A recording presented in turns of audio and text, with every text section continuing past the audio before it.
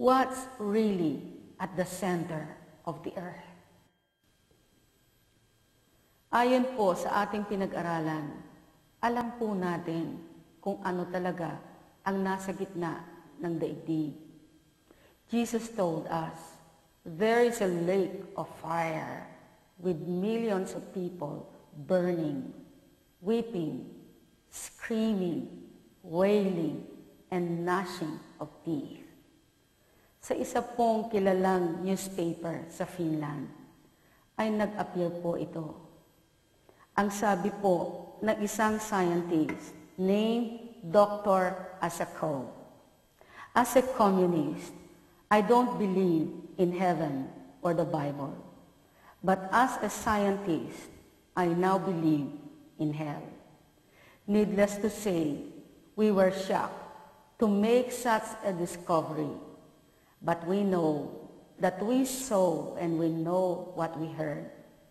And we are absolutely convinced that we drilled through the gates of hell. Ang kwento po niya, nung nagdidrill o nagbabarena po sila ng lupa, bigla po itong umikot ng sobrang bilis. Ang ibig sabihin, mayroon po silang nahukay o naabot na empty space o parang butas ng kuweba. Yun pong pangkuha nila ng temperature ay sumobra ang increase ng init to 2,000 degrees Fahrenheit.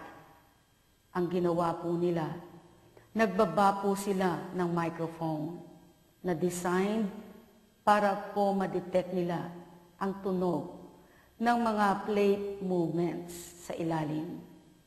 Pero imbes na plate movements ang marinig po nila, ang narinig po nila ay human voice, screaming in pain. Akala po nila, yun pong sound ay nanggagaling lamang sa kanila pong mga equipment. Pero nung gumawa po sila ng adjustment, ang masama po nilang suspicion ay na-confirm.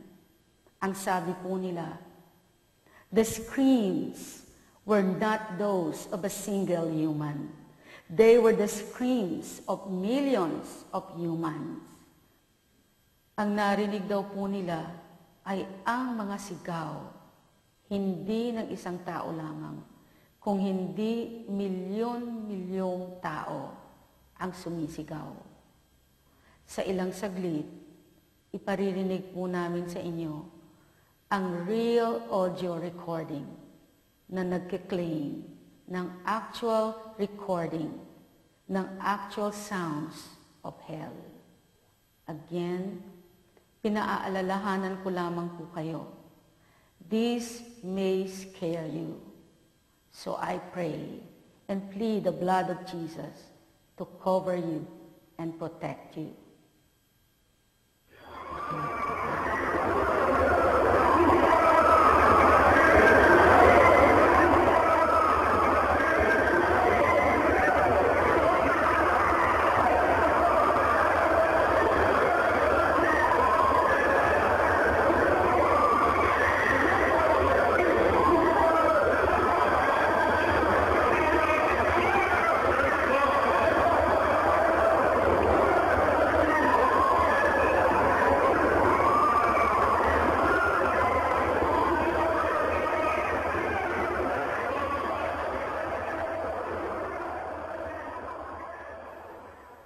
Nakakatakot, di po ba?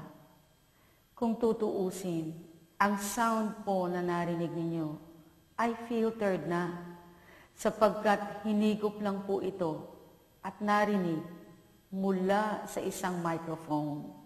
Pero try to imagine kung actual sound na po ito sa loob ng impyerno mismo ang maririnig mo day and night forever and ever kung ikaw ay naririto.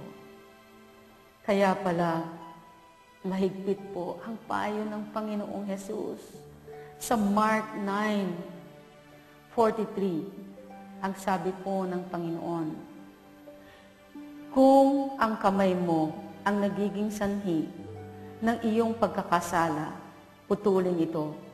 Mabuti pa ang mapunta ka sa langit ng putol ang isang kamay, kaysa may 2 kamay na mahulog ka sa impyerno, sa apoy na hindi mamamatay. Dooy hindi mamamatay ang mga uod na kumakain sa kanila, at hindi mamamatay ang apoy. Kung ang paa mo ang magiging sanhi ng iyong pagkakasala, putulin mo. Mabuti pa ang mapunta ka sa langit ng putol ang isang paa, kaysa may 2 paa na mahulog ka sa impyerno. Dooy hindi mamamatay ang mga uod na kumakain sa kanila, at hindi mamamatay ang apoy. At kung ang mata mo ang nagiging sanhi ng iyong pagkakasala, dukitin mo. Mabuti pa ang pumasok ka sa kaharian ng Diyos ng bulag ang isang mata, kaysa may 2 mata na mahulog ka sa impyerno.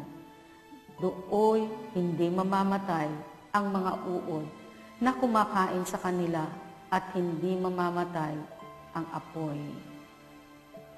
Maaaring ang narinig po ninyong pahayag ni Mary Kay Baxter at yung pong sounds of hell ay hindi totoo. Pero sigurado ako, ayon mismo sa description ng hell sa Bible, ganito ang maririnig po natin dito, at masahol pa rito.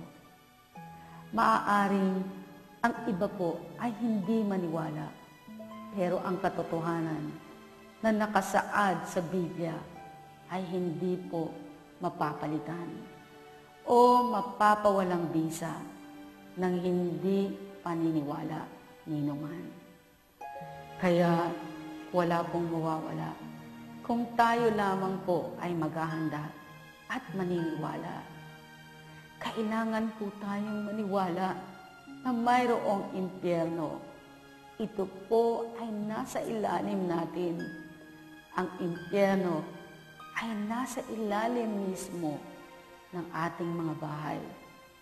Kahit ng mga shopping malls, palaces, stadiums, buildings, beach resorts, farms, even hospitals and schools. It's a reality.